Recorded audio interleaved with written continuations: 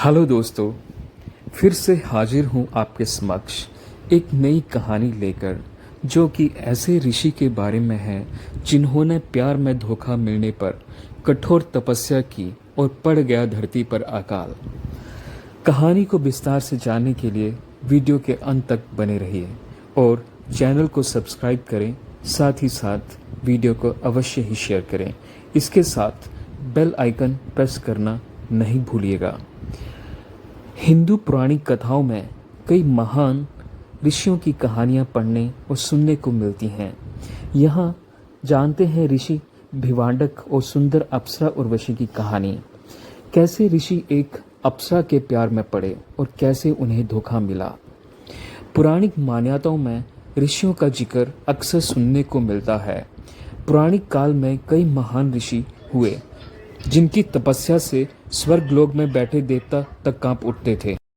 इंद्रदेव अपने सिंहासन को खतरे में देख ऋषियों की तपस्या भंग करने के लिए स्वर्ग की अप्सराओं को धरती पर भेजते थे। यहाँ हम ऐसे ही एक ऋषि की कहानी बताने जा रहे हैं जिनकी तपस्या भंग करने के लिए स्वर्ग से एक अप्सरा आई।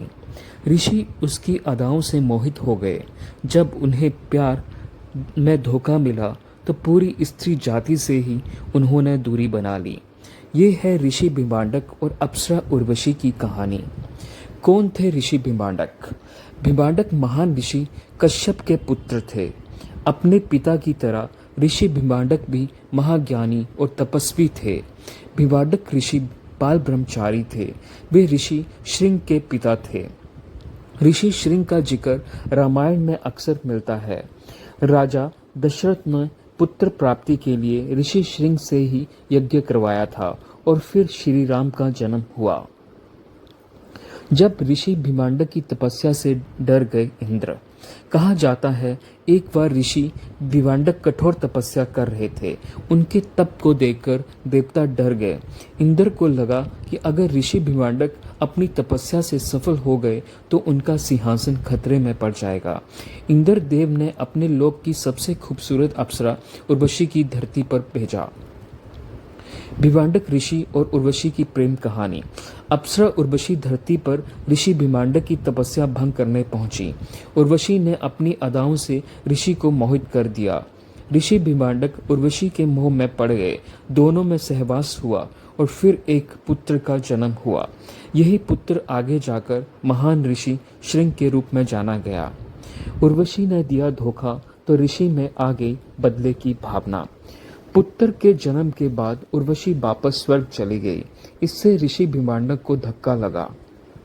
उर्वशी के धोखे से वे आग बबूला हो गए। उन्हें औरत जात से ही नफरत हो गई। ऋषि ने पूरी नारी जाति से दूरी बना ली। वे अपने पुत्र को लेकर जंगल चले गए और उसका वहीं पालन पोषण किया। अपने पुत्र पर उन्होंने किसी भी औरत की छाया नहीं पड़ने दी। इसलिए ऋषि श्रृंग ने युवावस्था तक किसी भी स्त्री को नहीं देखा। जब भिवांडक ऋषि की घोर तपस्या से पड़ गया अकाल, उर्वशी से धोखा मिलने के बाद भिवांडक ऋषि तपस्या में लीन हो गए। उनकी घोर तपस्या से आसपास के राज्यों में अकाल पड़ गया। बरसात न होने से जमीन सूख गई।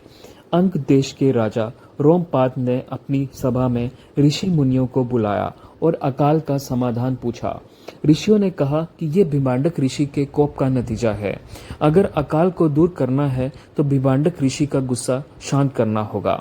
ऋषियों ने राजा से कहा कि अगर वे भिवांडक ऋषि के पुत्र ऋषि श्रृंग को किसी तरह जंगल से बाहर निकालने में सफल हो जाते हैं तो अकाल का समाधान हो जाएगा। राजा रोमपाद को पता चला कि ऋषि श्रृंग ने अपने जीवन में कभी कोई स्त्री नहीं देखी है।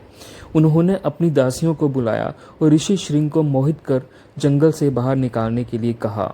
दासियां जंगल में गईं और ऋषि श्रृंग को अपने जाल में फंसाकर नगर में ले आईं। भिवांडक ऋषि को जब पता चला तो उन्हें गुस्सा आया और वे राजा रोमपाद के महल पहुंच गए।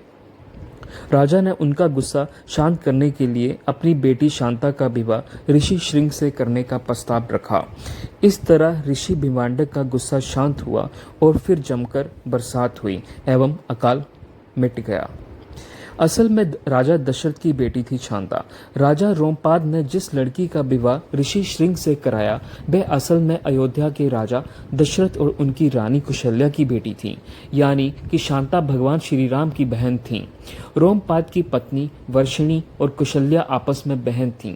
कुशल्या और राजा दशरथ ने अपनी बेटी शांता को रोमपाद और वर्षिणी की गोद दे दिया था।